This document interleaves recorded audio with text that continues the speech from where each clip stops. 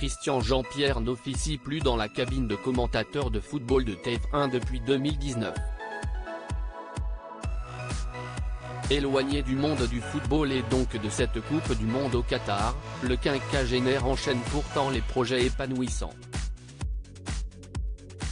Sa voix a bercé les fans de football de 2008 à 2019.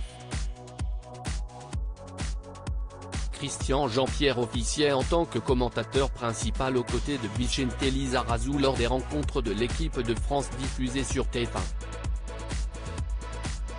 C'est aussi lui qui animait le magazine Téléfoot après la disparition du regretté Thierry Gilardi. Mais alors qu'il était l'incarnant principal du football sur la Une, l'arrivée de Grégoire Margoton en 2016 l'a écarté progressivement de l'antenne jusqu'à le pousser au départ de la chaîne en janvier 2020.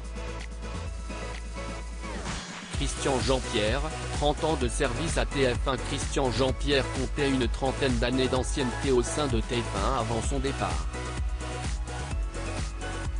Il avait gravi, au fil des années, tous les échelons, jusqu'à atteindre le poste de commentateur et de présentateur sportif, principal.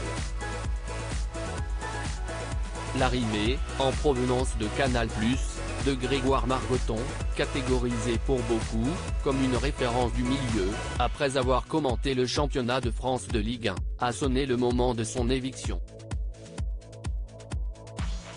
On m'avait dit, ça va être terrible, tu vas tomber en dépression, prends-toi un psy. J'ai trouvé ça moins terrible que ce qu'on m'avait annoncé, rassurait celui que l'on surnomme CJP, quelque temps après son limogeage, dans les colonnes du Figaro. En toute franchise, tu relativises. À un moment, les gars qui font de la télé, il faut aussi prendre du recul, se détendre et dégonfler le ciboulot. Il n'a pas le temps de s'ennuyer. Si Christian Jean-Pierre a aussi vite tourné la page, c'est aussi parce que sa vie professionnelle est aussi dense que chargée. Le journaliste n'oublie pas son premier amour de la télévision puisqu'il a confectionné, comme tous les ans, le documentaire autour des coulisses du concert des Enfoirés.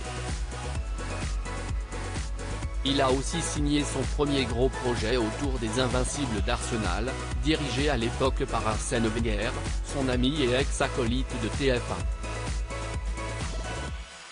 Un documentaire que ce dernier a d'ailleurs beaucoup apprécié. Il a également écrit son premier roman. 2026, Le monde où le football devient américain, qui est un roman fiction paru en 2021 aux éditions Solar. À lire aussi Coupe du Monde 2022, qui est Saber Desfarges, le journaliste bord terrain de l'équipe de France sur TF1.